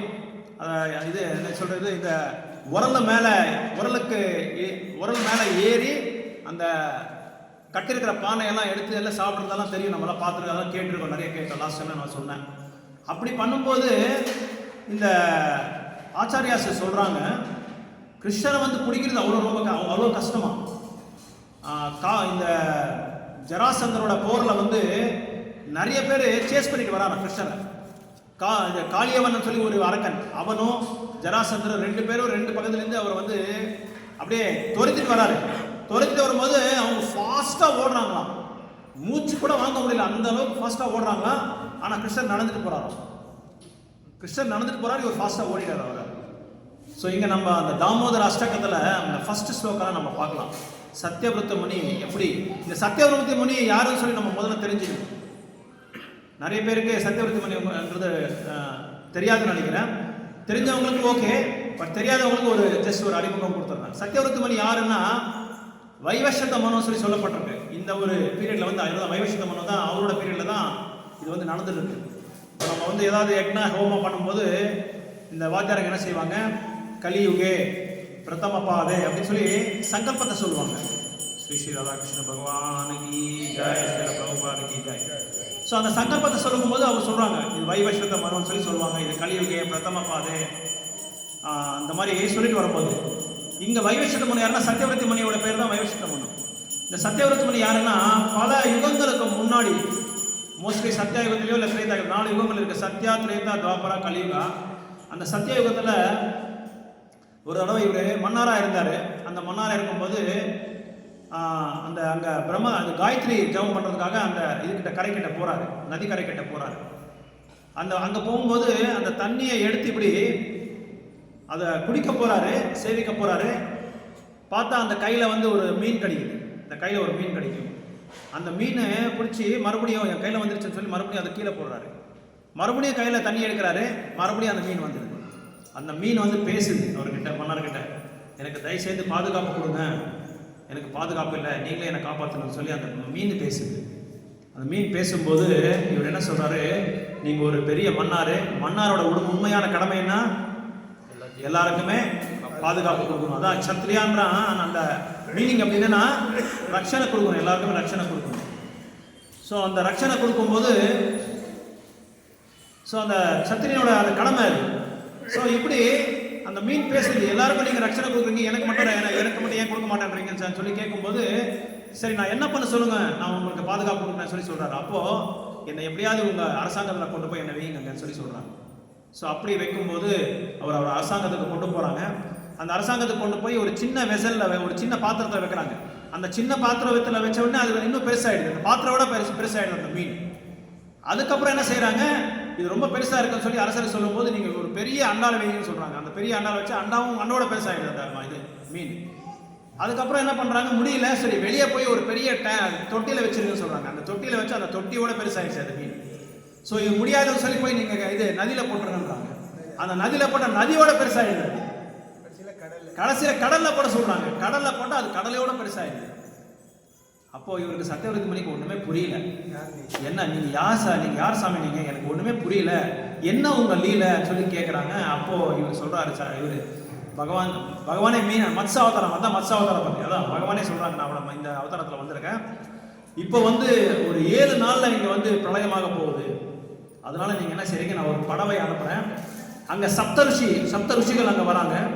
அது இல்லாமல் ஹெர்ப்ஸ் இந்த என்ன சொல்கிறது, ஹெர்ப்ஸுக்கு மூலிகைகள், இந்த மூலிகைகள் எல்லாமே இந்த இதில் நான் இந்த படவில் வைக்கிறேன். இதை வச்சு, இந்த படவை வச்சு நீங்கள் என்ன பண்ணுறீங்க, நீங்கள் எப்படியாவது தப்பிச்சு போயிடுங்க அப்படின்னு சொல்லி அவருக்கு சொல்கிறாரு. அப்போது என்ன பண்ணுறாங்க, அந்த படவை வருது, அந்த படவையில் வந்து ஏறி உட்கார்றாரு. இந்த சப்தரிஷிகளெல்லாம் அங்கே வந்து சத்சங்கம் பண்ணிட்டு இருக்கும்போது இந்த மீன் என்ன பண்ணுது, அந்த படவையோட அந்த மூக்குக்கு வந்து மாட்டிக்கிட்டு இவனை இழுத்துட்டு போயிடும். இந்த பிரளயம் வரதுக்கு முன்னாடி இவனை இழுத்துட்டு போய் இவனை காப்பாற்று. அவர் தான் இந்த சத்தியவிரத முனி. இது வந்து ஒரு வரலாறுல சொல்கிறாங்க. இது மத்ஸ்ய புராணம் சொல்லி ஒரு புராணம் இருக்குது, அந்த புராணத்துலேயும் இது இருக்குது. ஒரு புராணத்துலேயும் இது இருக்குது, 2-3 புராணத்தில் இருக்குது. இது பத்ம புராணத்தில் சொல்லப்பட்டிருக்கு இந்த தாமோதர வைசர். ஆனால் மத்ஸ்யாவதாரத்தை பற்றி நிறைய புராணங்களை சொல்லப்பட்டிருக்கு வேசமணி எழுதின புராணத்தில். ஸோ இந்த சத்தியவிரதி மணி வந்து நாரத முனிகிட்ட பேசும்போது இந்த லீலையை பற்றி சொல்கிறாங்க. நமாமீஸ்வரம்சா சிதானந்த ரூபம், அந்த ஸ்லோகா, ஃபர்ஸ்ட் ஸ்லோகா என்ன சொல்கிறாங்கன்னா, முதல்ல என்ன சொல்கிறாங்க, இவர் சத்தியவிரதி மணி, பகவான் வந்து நீங்கள் சாதாரணமாக நினச்சிடாதீங்க. இவர் யாருன்னா சாதாரணமான பகவான், ஏதோ இது மாணவரோட உருவத்தில் வந்திருக்காங்க, அதனால இவர் வந்து நீங்கள் மனிதராக நினச்சிட போறீங்கன்னு சொல்லி அவர் முதல்ல ஒரு இது கொடுக்குறாங்க, ஒரு இண்டிகேஷன் கொடுக்குறாங்க.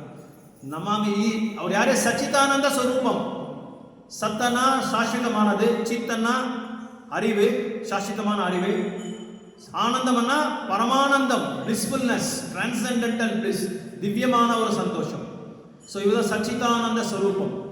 இவர் வந்து சாதாரணமான நபர் கிடையாது, இவர் தான் அகிலாண்ட கோட்டி பிரம்மாண்ட நாயக்கர். இவர் ஓம்னிசென்ட், சர்வ வியாபி, எல்லா இடத்துலையும் இவர் வந்து பரவி இருக்காங்க. அதனால இவருக்கு வந்து நான் நமஸ்காரம் பண்றேன். அதான் நமான்னா நான் நமஸ்காரம் பண்ணிட்டு இருக்கேன். இந்த மாதிரி ஒரு உருவத்துக்கு, பகவானோட அந்த உருவத்துக்கு வந்து நமாமீஸ்வரம்சா சிதானந்த ரூபம், அந்த உருவத்துக்கு வந்து, அதாவது ஃபர்ஸ்ட் ஸ்லோகம் என்ன சொல்றாங்கன்னா, பகவானோட ரூபத்துக்கு வந்து விளக்கத்தை கொடுக்குறாங்க. பகவானோட ரூபத்துக்கு விளக்கம் கொடுத்துருக்காங்க. இந்த பகவானுக்கு வந்து நான் வந்து என்னோட பணிவான வணக்கங்கள் வந்து நான் தெரிவிக்கிறேன்னு சொல்லி சொல்றாங்க.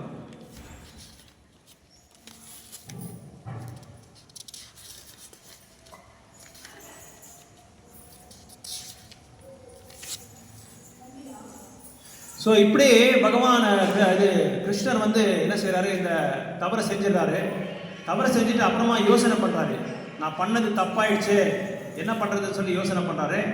அப்போ யசோதமாயி உள்ளே போய் மறுபடியும் பார்க்குறாரு. பார்த்தா அங்கே வீடு எல்லாமே ஸ்கேட்டர் ஆகிட்டு இருக்கு, வீடு எல்லாமே அழுக்காயிட்டு இருக்கு, எல்லா இடத்துலையும் மெஸ் ஆகிட்டு இருக்கு, எல்லாம் எங்கே பார்த்தாலும் தயிர் இதெல்லாம் பார்க்கும்போது யசோதமாயிக்கு கோவம் வந்துடுது. கோவம் வந்த உடனே அந்த குச்சி ஒன்று எடுத்துக்கிட்டு கிருஷ்ணரை வந்து தண்டிக்க பார்க்குறாரு. அப்படி தண்டிக்க பார்க்கும்போது கிருஷ்ணர் கிட்ட கேட்குறாரு. கிருஷ்ணருக்கும் யசோதமாயிக்கு சில வாதங்கள் நடக்குது, வாதம் பிரதிவாதம், ஆர்குமெண்ட்ஸ் நடக்குது. என்ன வாதம்னா, கிருஷ்ணர் வந்து நான் இது பானையை நான் உடைக்கலன்னு சொல்கிறாங்க, யசோதமாயி நீ தான் உடைச்சிருக்குதுன்னு சொல்கிறாங்க. இப்படி கிருஷ்ணர் வந்து ஏமாத்துறாரு, யசோதமாயை ஏமாத்துறாரு. அங்கே ஒரு லீலை நடக்குது, யசோதமாயிக்கு கிருஷ்ணர் நடுவில் ஒரு லீலை நடக்குது. அவர் உடைச்சிருக்காருன்றாரு, இவர் உடைக்கலன்னு சொல்லி சொல்கிறாரு. அப்புறம் கிருஷ்ணர் பார்க்குறாரு, இந்த மாதிரி நான் பண்ணது தப்பாயிடுச்சு, இப்போ என்ன பண்ணுறது, யசோதமாயை எப்படியாவது என்னை வந்து தண்டிக்க போகிறார் இவர், இந்த இதுலேருந்து நான் தப்பிக்கணும்னு சொல்லி பார்க்குறாரு இவர் கிருஷ்ணர்.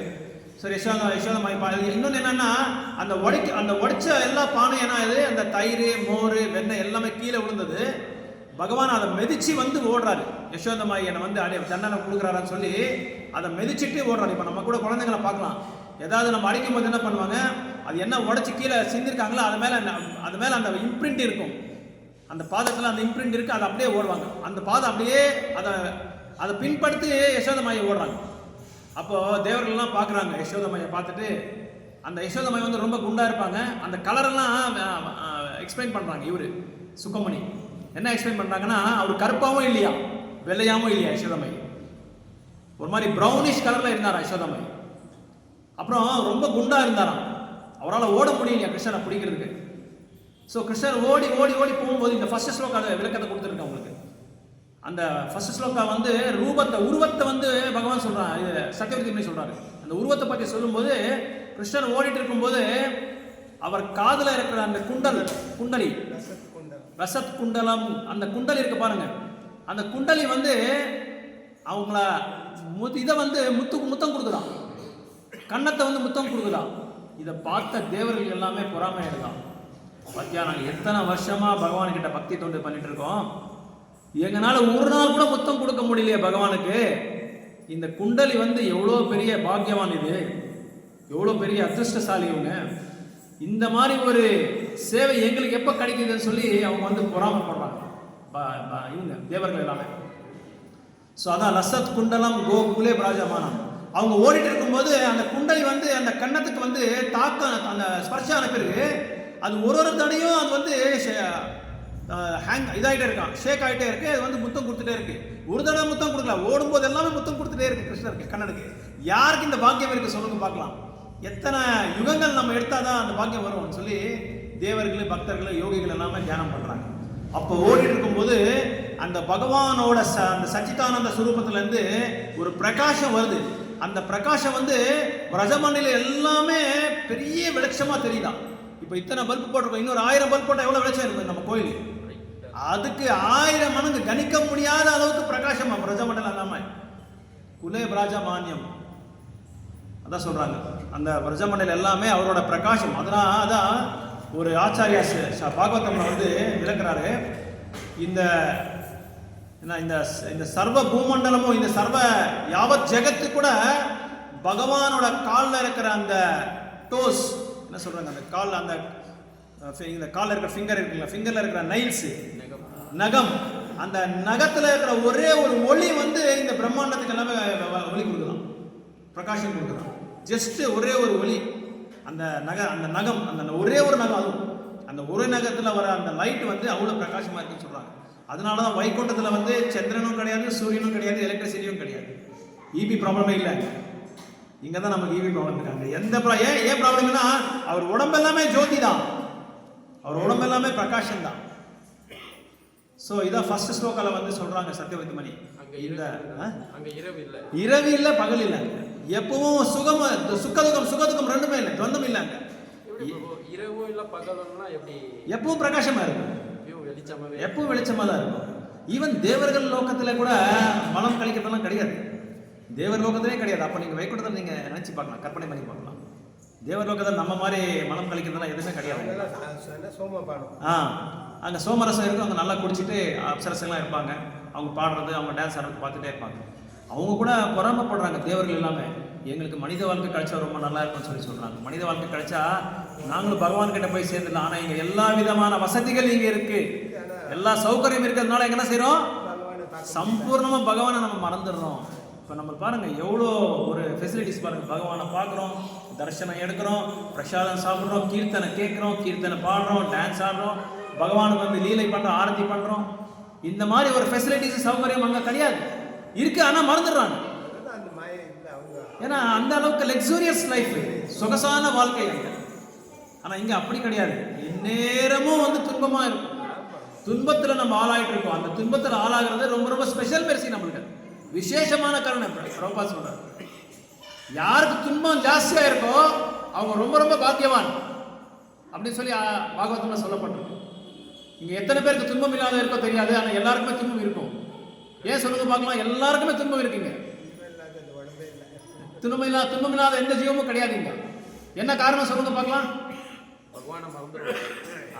ஒண்ணு, இன்னொன்னு என்னன்னா, இது துன்பத்தோட லோகம், இது துக்காலயம். துக்காலயம் இருக்கிறதுனால துன்பம் இருந்தே இருக்கும். அதனால துன்பம் இருக்கிற வரைக்கும் நம்ம என்ன செய்யறோம், அவர் காலை பிடிக்கிறோம். சங்கட பந்தாக வெங்கடரமணா சொல்லி சொல்லுவாங்க கன்னடால. அதனால சங்கடம் எப்பவும் நம்மளுக்கு இருக்கணும். துன்பம் இருந்தாதான் அவங்க வந்து நம்ம வந்து இது பண்ண முடியும். ஆனா அதுக்கு தாங்குற சக்தியை நம்ம கேட்கணும் பகவான் கிட்ட. நம்மளால தாங்க முடியாது. கொஞ்சம் ஒரு என்ன சொல்றது ரிவர்சல் வந்தாலே நம்ம லைஃப்ல நம்மளால தாங்க முடியாது. அதனாலதான் பகவானை வந்து கஞ்சி கேட்கணும், கதறி கேட்கணும், எப்படியாவது எனக்கு அந்த சக்தியை கொடுங்க. ஒரு நிமிஷம் இல்லை, ஒரு க்ஷணம், just a fraction of second கூட நான் உங்களை மறக்கவே கூடாது. இதுதான் ஆச்சாரியாஸ் கேட்குறாங்க. எந்த காரணத்தை கொண்டு always remember Krishna, never forget Krishna. இதான் நம்மளோட ஃபார்முலா, இதான் நம்மளோட ஈக்குவேஷன். எப்பவும் மறக்கக்கூடாது பகவானை, எப்பவும் நினைச்சிட்டே இருக்கணும் அவர். இந்த ஃபார்முலாவை நம்ம வந்து இது கவனக்குறையாம நம்ம கடைபிடிச்சிட்டா கிருஷ்ணனை நாம வந்து கிருஷ்ணரை மறக்க முடியாது. அதுக்கு பெஸ்ட் வந்து சாது சங்கம் தான். இந்த சாது சங்கத்தில் இருந்தால் நம்ம வந்து மறக்கவே முடியாது பகவான். ஸோ ஃபர்ஸ்ட் ஸ்லோகா வந்து சத்யவர்த்தி மணி சாதாரணமா ஒரு நபரா நினைச்சிடாதீங்க பகவான் வந்து சச்சிதானந்த ஸ்வரூபம், ஈஸ்வரஹா பரமஹா கிருஷ்ணஹா சச்சிதானந்த விக்கிரஹா அநாதிராதிர் கோவிந்தா சர்வ காரணம். எல்லா காரணத்துக்கும் காரணம் அவர் தான். சச்சிதானந்த ஸ்வரூபம் அவரு. அந்த ரூபத்தை நீங்க சாதாரணமா மறந்துடாதீங்க. அவங்களுக்கு நான் என்ன செய்யறேன், நமாமீஸ்வரம், நான் வந்து அவருக்கு பிரணாமங்கள் வந்து செலுக்கிறேன், நான் வந்து வணக்கம் சொல்றேன்னு சொல்றாங்க. அதுக்கப்புறம் என்ன சொல்றாங்கன்னா செகண்ட் ஸ்லோக்கில் என்ன சொல்றாங்க, அது அந்த லாஸ்ட் லைன்ல என்ன சொல்றாங்க, கிருஷ்ணரே வந்து பயப்பட்டு ஓடுறாரு. யசோதாபி லோலாபி அப்படின்னா பயம். யசோதா மாதாவை பார்த்தாவே பயம். கிருஷ்ணரை பார்த்தாலே பெரிய பெரிய அரக்கணங்களை ஓடி போயிடுறாங்க. அப்பேற்பட்ட பூத்தனா எவ்வளவு பெரிய, இங்க இருந்து பிரபு 12 மீட்டர் சொன்னாங்க, 13 கிலோமீட்டர் வைரமா இருக்குமா. அந்த பூத்தனா வந்து ஒரே சின்ன அந்த உயிரை வந்து அப்படியே டக்குன்னு, இப்ப நாங்க பாருங்க புடிங்க நாங்க அவங்க எடுத்துட்டாங்க, அந்த பூதனாவை வதம் பண்ணாங்க. அவ்வளோ பெரிய பெரிய அரக்கணங்களே வந்து பயப்படுறாங்க, கிருஷ்ணரை பார்த்தா பயப்படுறாங்க. ஆனா ஆஃப்டர் ஆல் ஒரு யசோதா மாதாஜி வந்து தன்னோட குச்சிக்கு பயப்பட்டு ஓடுறாரு கிருஷ்ணர். அப்படின்னா அந்த அளவுக்கு தூய்மையான பக்தி தொண்டு, அந்த பிரேமன்றது பகவான் கிட்ட யசோதா மாயா கிட்ட இருக்கு. அதனாலதான் அந்த 2 அங்குலங்கள் வந்து ஷார்டேஜ் வருது அந்த கயிறுல. அந்த கயிறுல எது அந்த 2 அங்குலங்கள் ஷார்டேஜ் வருதுன்னா 2 காரணங்கள். அதனாலதான் அந்த 2 அங்குலங்களை பத்தி சொல்லப்பட்டிருக்கு. ஒரு அங்குலம் வந்து சின்சியாரிட்டி இன் டிவோஷனல் சர்வீஸ். நம்மளோட அந்த பக்தி தொண்டு பண்ணும்போது ரொம்ப ரொம்ப நம்ம என்ன சொல்றது, ஸ்ரத்தையா இருக்கணும்னு சொல்றாங்க. தெலுங்குல சொல்லுவாங்க ஸ்ரத்தா. அந்த ஸ்ரத்தையா நம்ம பக்தி தொண்டு பண்ணும்போது என்ன ஆகுது, அந்த பக்தி தொண்டு வந்து ரொம்ப ரொம்ப பயங்கரமான ரிசல்ட் நம்மளுக்கு கொடுக்கும். இன்னொன்னு பகவானோட அருள், பகவான பக்தரோட அருள் இருக்கணும். இதான் 2வது இன்ச்சு. இந்த 2 இன்ச் 2 அங்கலம் வந்து ஷார்டேஜ் தான்.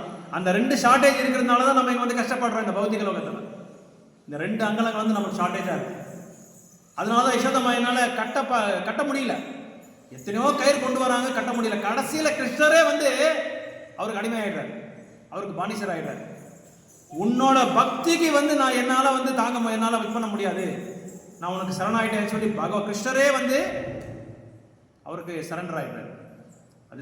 இதுல நம்ம தெரிஞ்சுக்க வேண்டியது என்னன்னா, எப்ப வந்து நம்ம வந்து கோயில்ல வந்து சேவை செய்யறோமோ அந்த சேவையை வந்து நம்ம சின்சியரிட்டியை, அங்க அந்த ஸ்ரத்தா, அதாவது கடமையா நம்ம செய்யக்கூடாது, சேவையா அன்பா செய்யும். பிரேம வந்து அன்பா வரும். அந்த பாவா பக்தி, பிரேம பக்தி இதெல்லாமே அன்போடு நம்ம செய்யணும். ஏதோ இன்னைக்கு பண்ண 6 மணிக்கு இங்க போகணும், சந்தியாதி பார்க்கணும், இது என்னோட கடமை, இதோட என்ன டியூட்டியை சொல்லி பார்க்கக்கூடாது. அந்த டியூட்டின்னு வரும்போது நம்ம ஏதோ ஒன்று எதிர்பார்க்கிறோம், பின்னாடி ஒன்று எதிர்பார்க்கிறோம். யாரோ ஒருத்தர் நம்மளை புகழணும், 10 பேர் புகழணும். ஏன்னா பகவான் வந்து ஆத்மானந்தா அவர் நம்ம வந்து தான் அவர் வந்து சந்தோஷத்தை அடையணும்னு சொல்லி ஒன்றும் இல்லை. அவர் ஆத்மானந்தா, தானாவே அவருக்கு ஆனந்தம் வருது. அவர் நம்மளுக்கு இப்போ என்ன, புது ஷர்ட் வாங்குறோம், புது பேண்ட் வாங்குறோம், தீபாவளிக்கு பட்டாசு வாங்குறோம். அதுக்கு என்ன வேணும், ஒரு 10 பேர் வேணும் கூட, அட்லீஸ்ட் ஒருத்தராவது கூட வேணும். எதுக்கு, இது நல்லா இருக்குன்னு சொல்றதுக்கு ஒருத்தர் வேணும். அப்புறம் ஏதோ சாப்பிட்றோம், ஒரு ஹோட்டலுக்கு போறோம், அங்க ஹோட்டலுக்கு போனால் என்ன பண்றோம், ஒரு 4 பேர் கூட்டிட்டு போறோம் கூட.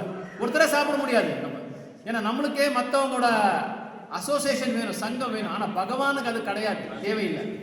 அதனாலதான் ஒரு தடவை என்னாச்சுன்னா, கோபியருக்கு கூட ஒரு அகங்காரம் வந்துருச்சு ஒரு தடவை பிருந்தாவனத்துல. ஏனாலதான் கிருஷ்ணர் வந்து ரொம்ப சந்தோஷப்படுறாரு பிருந்தாவனத்துல சொல்லி ஒரு கோபி சொல்றாரு. ஏன்னா நான் வந்து வகையான உணவு நான் பகவானுக்கு கொடுக்குறேன் கிருஷ்ணருக்கு, அதனால சந்தோஷப்படுறேன்னு சொல்லி ஒரு கோபி சொல்றாரு. இன்னொரு கோபி சொல்றாரு, நான் அடிக்கடி ஹாஸ்யமா நான் பேசுறேன் பகவானுக்கிட்ட, அதனாலதான் பகவான் சந்தோஷப்பட்டு இருக்காரு சொல்லி இன்னொரு கோபி சொல்றாரு. இன்னொரு கோபி சொல்றாரு, நான் மிருதங்க நல்லா வாசிக்கிறேன், அதனாலதான் கிருஷ்ணர் வந்து சந்தோஷப்படுறாரு. இன்னொருத்தர் சொல்றாரு, நான் வீணை நல்லா வாசிக்கிறேன், அதனால கிருஷ்ணர் வந்து சந்தோஷப்படுறாரு. ஆளுக்கு ஒரு கோபியும் சொல்லிட்டே போயிட்டே இருக்காரு. இந்த மாதிரி என்னால சந்தோஷப்படுறாரு, கிருஷ்ணன் இதெல்லாம் கேட்டுட்டு என்ன பண்ணாரு, அந்த இடத்துல இருந்து என்ன ஆயிட்டாரு, அப்ஸ்காண்ட் ஆயிட்டாரு. அப்போ கோபிகள்லாம் தேடி பார்க்குறாரு, கிருஷ்ணா எங்க சொல்லி தேடி பார்க்கும்போது கிருஷ்ணா காணோம். எல்லாரையும் போய் கேட்குறாரு, அங்கே இருக்கிற செடிகளெல்லாம் கேட்குறாங்க, இதில் பறவைகள்லாம் கேட்குறாங்க, எங்கே கேட்டாலும் கிருஷ்ணா இல்லை. அப்போதான் புரிஞ்சுக்கிறாங்க, கிருஷ்ணர் இருக்கிற வரைக்கும் நம்மளுக்கு அந்த வேல்யூ தெரியறது இல்லை. இப்போ ஒரு வீட்டில் வந்து ஒரு பெரிய ஆள் இருக்காருன்னா, ஒரு வைஷ்ணவர் யாரும் இருக்காருன்னா, அவங்க இருக்கிற வரைக்கும் நம்மளுக்கு வந்து அந்த மதிப்பு தெரியறது இல்லை. அவங்க வெளியே போய் எங்கேயாவது சேவைக்கு போயிட்டு அப்பதான் நம்மளுக்கு அந்த மதிப்பு தெரியும். ஓ, இவர் இருக்கும்போது எல்லா சேவையும் இவர் செஞ்சுட்டு இருந்தாரு, இப்போ அவர் இல்லாத ஒரு பட்சத்தில் இப்போதான் நம்மளுக்கு தெரியுது என்ன கஷ்டம்னு சொல்லி நம்மளுக்கு அப்பதான் அதை வந்து உணர்வோம். அந்த உணர்தல் அப்பதான் வருது. அப்போ கிருஷ்ணர் இல்லாத சமயத்தில் எல்லாருமே பார்க்குறாரு, அந்த கோபியர்கள்லாம் அப்போதான் ரியலைஸ் ஆகுறாரு, ஓ கிருஷ்ணர் இருக்கும்போது நம்மளுக்கு அவரோட மதிப்பு தெரியல, அவரோட சேவையை நம்ம வந்து அகங்காரமாக நம்ம பேசிட்டோம். ஸோ பக்தி தொண்டில் கூட நம்மளோட பக்தி தொண்டு நம்மளோட சாதனை கூட நம்ம என்ன செய்கிறோம், இந்த மாதிரி ஒரு லெசனை வந்து ஒரு பாடத்தை வந்து நம்ம கற்றுக்கணும். அதனால எப்பவும் கிருஷ்ணர் இருக்காரு என்ற ஒரு இதத்தை வந்து நம்ம என்ன செய்யணும், இல்லை இருக்காங்களோ இல்லையோ நம்ம வந்து கிருஷ்ணரோட சேவை வந்து ரொம்ப சின்சியராக நம்ம வந்து அகங்காரம் இல்லாமல் நம்ம செய்யணும். அகங்காரமே இருக்கக்கூடாது, இந்த ப்ரைடுன்றதே இருக்கக்கூடாது. ஸோ 2வது ஸ்லோகாக்கு போயிடலாம். 2வது ஸ்லோக்கில் சொல்கிறாங்க ருதந்தம் முகுர் நேத்திரம். ஸோ இதுக்கு என்ன சொல்கிறாங்கன்னா ஆச்சாரியாஸ் இதை விளக்கத்தை கொடுக்குறாங்க, ரொம்ப கவனமாக எனக்கு ரொம்ப நல்லா இருக்குது. பகவான் செய்கிற லீலைகள், இந்த லீலா மாதுரியா சொல்லி நான் சொன்னேன், 4 குணங்கள் இருக்குன்னு சொல்லி சொன்னேன் பகவானுக்கு. மாதுரியா, லீலா மாதுரியா, அப்புறம் ரூப மாதுரியா, பக்தி மாதுரியா, வேணு மாதுரியா. இந்த 4 குணங்கள் வந்து பகவானோட வடிவங்கள்ல யாருக்குமே எந்த விஷ்ணுக்கும் கிடையாது, எந்த நாராயணனுக்கும் கிடையாது. கிருஷ்ணர் மட்டும்தான் இந்த 4 குணங்கள் இருக்கு, விசேஷமான குணங்கள். இப்படி இந்த குணங்களை பார்க்கும்போது இந்த லீலா வந்து பகவானோட லீலையை வந்து புரிஞ்சிக்கவே முடியாது. ஏன்னா பகவான் வந்து என்னைக்குமே அழுந்தது கிடையாது, பகவான் வந்து என்னைக்குமே பயப்பட்டது கிடையாது, ஓடினது கிடையாது பகவான். ஆனா இங்க 2வது ஸ்லோகம் சத்தியவதி மணி சொல்றாரு, யசோதா மாதா எங்க வந்து அவரை வந்து தண்டனை கொடுத்துடுறான்னு சொல்லி. இப்ப நம்ம கூட பார்க்கலாம், ஒரு தாய் கிட்ட பையன் ஏதாவது குறும்பு செஞ்சாலோ தப்பு செஞ்சாலோ என்ன பண்ணுவாங்க, அவர் அடிக்கிறாங்கன்னு சொல்லி உடனே பயப்பட்டுட்டு அழுந்துருவாங்க. அப்போ தாய் என்ன செய்யற, தன்னோட சேலையை எடுத்து துடைக்கிறாரு. அதை எதிர்பார்க்கிறாரு கிருஷ்ணர், நான் இப்போ தண்டனை கொடுக்குறாரு, அதனால நான் அழுந்துட்டா என்ன பண்றாரு, யசோதமாய் வந்து சமாதானம் ஆயிடுறாரு. அதனால அப்போ தன்னோட சேலையை எடுத்து துடைச்சிடுறாருன்னு சொல்லி இவர் எதிர்பார்த்தாரு. ஆனா யசோதா மாதாக்கு வந்து ரொம்ப கோபமா இருக்காரு, பயங்கரமா கோபமா இருக்காரு. ஜஸ்ட் கற்பனை பண்ணி பாருங்க, அகிலாண்ட கோட்டி பிரம்மாண்ட நாயகர் பகவானு அவரை பார்த்து கோபப்படுறாரு யசோதமாயா. அப்போ எவ்வளோ தூய்மையான பக்தி யசோதமாயா கிட்ட இருக்குன்றது நம்ம புரிஞ்சுக்கணும். எந்த அளவு பகவான் மேலேயே அவர் கோபப்படுறாருன்னா எந்த அளவுக்கு அந்த பிரேம பக்தி அவர்கிட்ட இருக்கணும்ன்றது நம்ம புரிஞ்சுக்க வேண்டிய ஒரு விஷயம் எங்க இருக்கு. ஸோ அப்போ என்ன பண்றாரு, அந்த என்ன இங்க சொல்லுங்க ருதந்தம் முகுர் நேத்திரம், தன்னோட 2 கையால வந்து கண்ணை தொடச்சிக்கிறார். பகவான் வந்து கிருஷ்ணரோட கண்ணை வந்து தொடச்சிக்கிறார். அது தொடைக்க என்ன ஆகுது, அந்த இதெல்லாமே அழுக்காயிடுது, துணிகினி எல்லாமே அழுக்காயிடுது. அது அவங்க அந்த தொடைக்க பயம் ஜாஸ்தி ஆயிடுது, பயம் முகசுவாச கம்பா அப்படி வந்து அது இது வாங்குறாங்க, மூச்சு வாங்குறாங்க. அந்த மூச்சு வாங்கும்போது நம்ம பார்க்கலாம், சில பேர் குழந்தைகள் எல்லாம் இங்க இந்த கண்டத்துக்கிட்ட 3 லைன் வரும். அது ரொம்ப என்ன சொல்றது, விசேஷமான ஆத்மாக்கள் மட்டும்தான் அது வரும். அந்த 3 லைனை வந்து நம்ம பார்க்கலாம் கண்டத்துல, திரிரேகாங்க கண்டா. அந்த கண்டத்துல 3 ரேகைகளை நம்ம பார்க்கலாம். யாரோட பகவானோட அந்த மூச்சு வாங்கும்போது அந்த கண்டத்துல நம்ம 3 ரேகை வந்து நம்ம பார்க்கலாம்னு சொல்லி சத்தியவதி மணி சொல்றாரு. இது பார்த்த யசோதா மாதாஜி ரொம்ப கோபமா இருக்காரு, எப்படியாவது இவனை பிடிச்சி ஏதாவது ஒன்று செய்யணும், இப்படியே இவனை விட்டா இவன் வந்து வேற மாதிரி ஆயிடுறான். இவன் ஆல்ரெடி நிறைய கம்ப்ளைண்ட்ஸ் வந்திருக்கு இவன் மேல, ஒரு கம்ப்ளைண்ட் கிடையாது, நிறைய கம்ப்ளைண்ட்ஸ் வந்திருக்கு. ஒரு கோபியர் வந்து சொல்லிட்டே இருக்காங்க. அதனால இவனை பிடிச்சி சரியா தண்டனை கொடுத்து இவனை எடுக்கேட் பண்ணும், இவனை வந்து சரியா என்ன சொல்ற ஒழுங்குமுறை வந்து கட்டி கொடுக்கணும்னு சொல்லி யசோதா மாதா ஒரு நிர்ணயத்துக்கு வந்துடுறாரு. அப்ப அவனை பிடிச்சி ஓடுறாரு, யசோதா மாதா ஓடுறாரு. இவரால் முடியல, கிருஷ்ணர் ஓடுற ஓட்டத்துக்கு இவரால் அந்த ஸ்பீடை வந்து மேக்கப் பண்ண முடியல. அதுக்கப்புறம் தான் கிருஷ்ணர் பார்க்குறாரு, யசோதா மாய்க்கு ரொம்ப ஆயாசமாகி அவரால் ஓட முடியாத சொல்லி மூச்சு வாங்கி அங்கேயே நின்றுடுறாரு.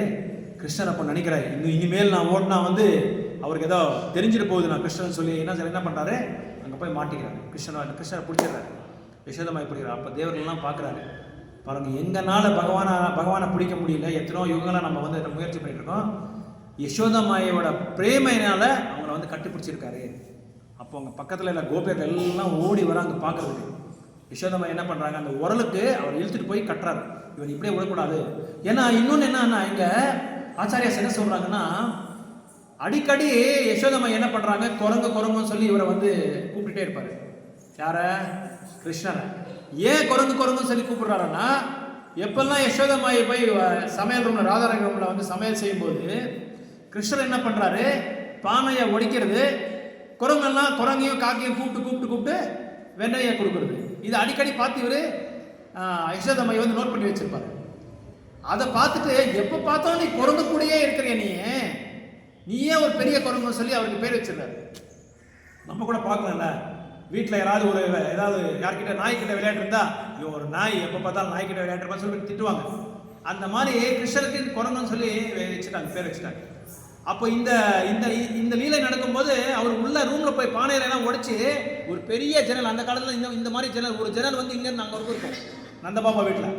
அந்த ஜன்னல்ல எல்லாம் குரங்கெல்லாம் வந்துடுமா. எப்பெல்லாம் இவர் கண்ணன் வந்து அங்கே வராரோ அந்த டைம்ல எல்லா ஜன்னல்லையும் குரங்கு எல்லாமே வந்து காத்துட்டே இருக்குமா. இந்த குரங்கு காகை எல்லாமே வந்துடுமா. இவர் பானை உடைச்சி எல்லாருக்குமே கொடுத்துட்டே இருப்பாராம் குரங்களுக்கு. ஒரு நாள் கேட்டாரா இவரு யசோதமாயி, என்னடா உனக்கு கொஞ்சம் கூட புத்தியே இல்லையா? ஏன் மானத்தையும் நந்தபாபாவோட மானத்தையும் நீ பிரஜவண்டல எல்லாரையும் எங்க மானத்தையே போய் இது வாங்கிட்ட, நீ குரங்குகிட்ட போய் நீ ஆடுறியே, நீ ஒரு ராஜாவோட பையன், நீ இந்த மாதிரி எல்லாம் நீ ஒழுக்கம் இல்லாம நீ நடந்துக்கலாமான்னு சொல்லி யசோதமாயி கேட்டாரு.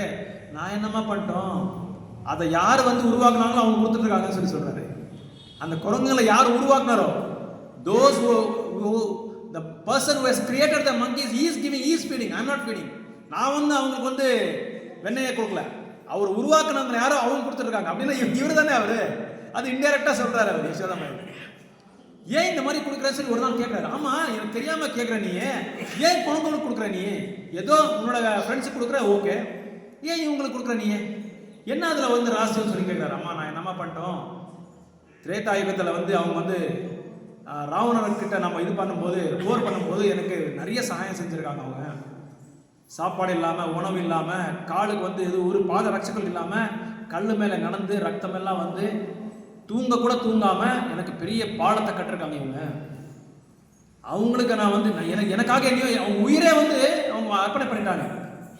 அதனால தான் நான் வந்து அதை என்ன பண்ணியிருக்கேன், மெமரியில் வச்சிருக்கேன். நான் ஞாபகத்தை வச்சுட்டு இந்த ஒரு யுகத்தில் வந்து நான் அவங்களுக்கு வந்து சேவை செஞ்சுட்டு இருக்கேன். நான் அதுக்கு வந்து பிரதிபலமாக நான் வந்து இது கொடுத்துட்டு இருக்கேன் சொல்லி சொல்கிறாங்க. அப்படின்னா என்ன அர்த்தம்னா, கிருஷ்ணா நெவர் ஃபர்கெட்ஸ் அவர் சர்வீஸ் எவர். என்னைக்குமே நம்ம பண்ண சேவையை வந்து அவர் மறக்கவே மாட்டார். நம்ம நினைச்சிருக்கலாம் நான் எத்தனையோ சேவை செஞ்சேன், ஆனால் கிருஷ்ணர் எனக்கு இந்த கஷ்டத்தை கொடுத்துட்டே இருக்கல சொல்லி நம்ம நினைச்சிருக்கலாம். ஆனால் he will never forget that service. நேஹாபிக்ரமநாசோஸ்தி பிரத்யுவாயும் ந விததே சொல்பமப்யஸ்ய தர்மஸ்ய த்ராயத்தோ மகதோ பயம். ஒரு சிறு அளவுக்கு நீங்க சேவை செஞ்ச கூட பகவான் வந்து மறக்க மாட்டாது. என்னைக்குமே குறையவும் குறையாது. நீங்க எங்க வந்து அதை வந்து தடுத்திருக்கீங்களோ அங்க வந்து மறுபடியும் நம்ம தொடங்கலாம். இப்போ 60% நீங்க பக்தி தொண்டு செஞ்சிருக்கீங்கன்னா from 61% you can start your பக்தி. அதான் பக்தி தொண்டில் இருக்கிற ஒரு விசேஷமான ஒரு ஆன்மீகமான ஒரு பலன் அங்க நம்ம பார்க்கலாம். என்னைக்குமே நம்ம பக்தி வந்து குறையவும் குறையாது, என்னைக்குமே லாஸும் ஆகும். ஸோ இவர் ஓட அவர் வந்து அவரோட கண்ணை இந்த 2 கண்ணில் வந்து இப்படி தொடைக்கிறாங்க. அந்த தொடைக்கும் போது என்ன பண்ணாரு, அவரோட அந்த மூச்சு வாங்காம அந்த கண்டத்தில் வந்து 3 ரேகை இருக்கு. அந்த 3 ரேகத்தை பற்றி சத்தியவதி மணி வந்து அதை வந்து விளக்குறாரு.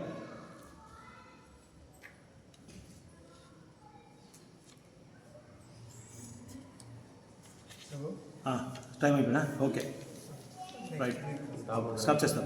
ஸோ இது அப்படியே 2 ஸ்லோகா இருக்கு. மறுபடியும் அடுத்த வாரம் நம்ம வந்து 3ஆவது ஸ்லோகத்தை நம்ம தொடங்கணும். हरे कृष्णा.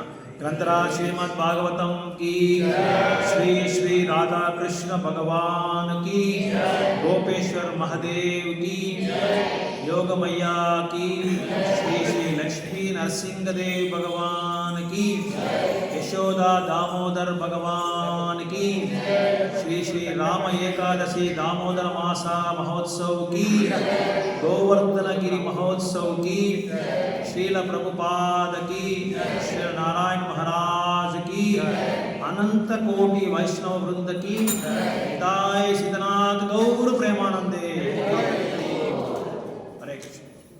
जपमा लगभग दामोदर ऑफरिंग लैंप ऑफरिंग தாமோதராஜ். ஸோ எல்லாருக்குமே ரொம்ப ரொம்ப நன்றி. இந்த ஒரு நிகழ்ச்சிக்கு வந்து கலந்துக்கிட்டு ரொம்ப பொறுமையாக இதை வந்து கேட்டதுக்காக நம்ம கோயில் சார்பாக உங்களுக்கு சத்தக்கோட்டி தண்ட நமஸ்காரங்கள். ஹரே கிருஷ்ணா. ஹரே கிருஷ்ணா.